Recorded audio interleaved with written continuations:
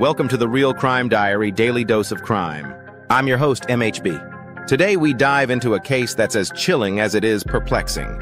Imagine a man who brutally murdered 5 people, including a pregnant woman, now eagerly awaiting his own execution. This is the story of Derek Dearman, a death row inmate who's not fighting for his life, but racing towards his death. What could drive a person to such extremes? Stay tuned as we unravel this shocking tale. In the sweltering summer of 2016, a quiet Alabama town was shaken to its core.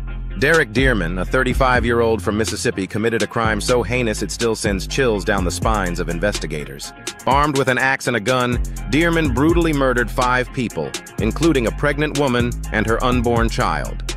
The scene was described by Mobile County officials as gruesome and horrific.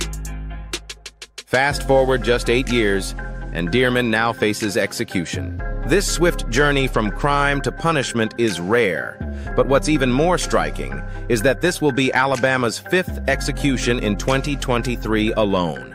The state is on track to match its record for the most executions in a single year, a grim milestone that raises questions about the frequency and pace of capital punishment in the state. Now, let's delve into the perspective of Derek Dearman's spiritual advisor, Reverend Dr. Jeff Hood. In a startling revelation, Hood describes Dearman as almost joyous about his impending execution. It's a mindset that's hard to fathom, isn't it? Hood explains that Dearman views his execution as an act of responsibility, a way to make amends for the horrific crimes he committed. According to Hood, Dearman approached him saying, "I've prayed about it. I think the most loving thing that I can do for all parties involved is to not push this out any further." It's a statement that paints a picture of a man seeking redemption through his own death. Hood goes on to describe Dearman's eagerness as stemming from a desire to leave behind the hell he created on Earth with his crimes. It's a chilling reminder of the brutality of Dearman's actions, described by Mobile County officials as gruesome and horrific. Despite his personal opposition to the death penalty, Hood believes Dearman will be remembered for his bravery in accepting responsibility for his actions. It's a complex situation that challenges our understanding of justice, redemption, and the human psyche.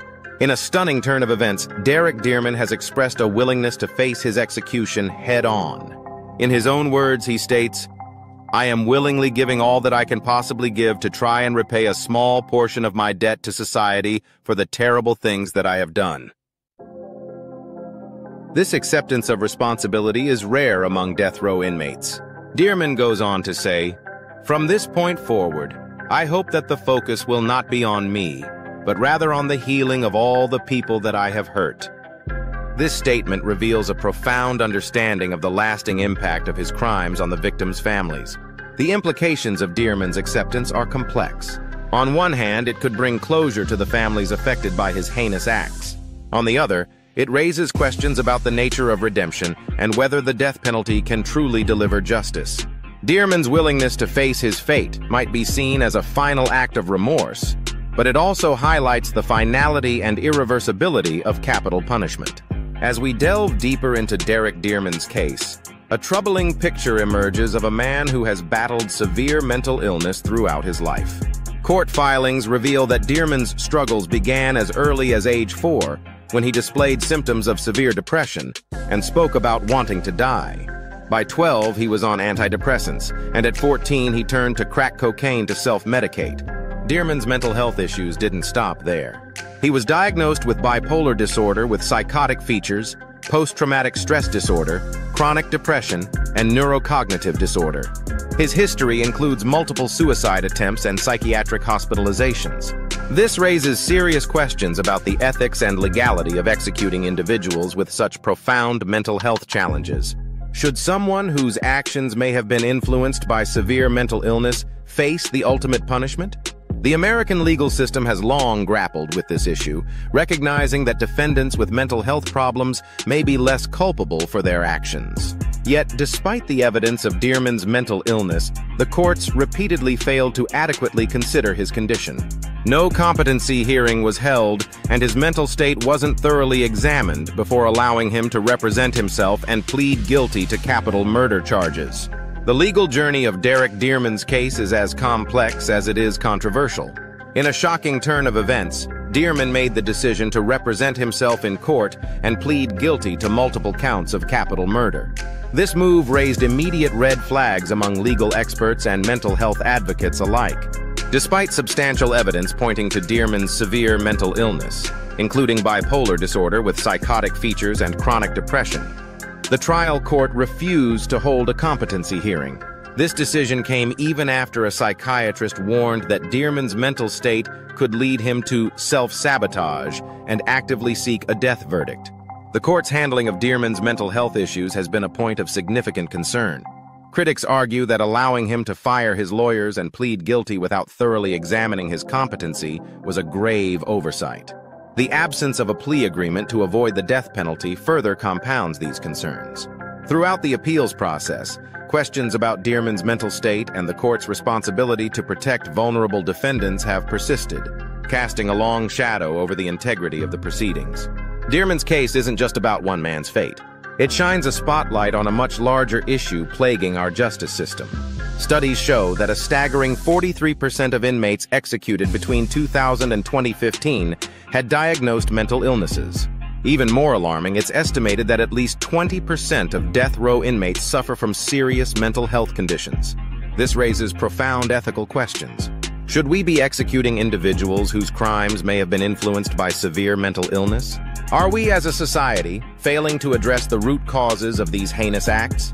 The debate extends beyond the courtroom, touching on our understanding of culpability, rehabilitation, and the very purpose of our criminal justice system. As we grapple with these complex issues, Dearman's case serves as a stark reminder of the urgent need for reform and a more nuanced approach to mental health in our legal proceedings. As we wrap up today's episode, Derek Dearman's case leaves us with more questions than answers. A brutal crime, a willing executioner, and a system that may have failed to address serious mental health concerns. It forces us to confront the complex intersection of justice, mental illness, and capital punishment. What are your thoughts on this case? Should mental health play a larger role in death penalty decisions? We'd love to hear your perspective. Join the conversation and tune in next time for more gripping true crime stories. Power, Pleasure, and Pain. A study of abuse through time.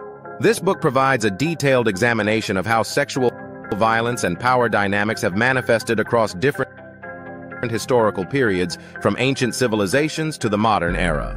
It explores how figures in positions of power used their influence to manipulate and exploit others, showing that the patterns of abuse we see today have deep historical roots. Many people struggle to grasp why abuse of power, particularly sexual violence, persists in modern society. By connecting historical events with contemporary cases, the book offers crucial insights into why such behaviors remain prevalent. The book analyzes infamous cases such as those of Harvey Weinstein, R. Kelly, and Dominique Pellicotte, drawing parallels between them and historical figures. This section highlights how the systemic abuse seen in recent times is not a new phenomenon, but part of an ongoing cultural issue. Through the lens of these modern examples, readers will gain a better understanding of how institutions, wealth, and power have historically shielded perpetrators from justice, contributing to their ability to continue harming others. The book explores the philosophy of libertarianism, particularly through the works of Marquis de Sade, to explain the disturbing ways in which pleasure, power, and cruelty have been intertwined. This provides readers with a deeper philosophical context to interpret modern-day scandals. Unlike other studies that focus solely on historical or contemporary cases, this book uniquely blends both, offering a full spectrum of how abuse is tied to power dynamics. It stands out by making philosophical connections that help readers understand the deeper societal issues at play.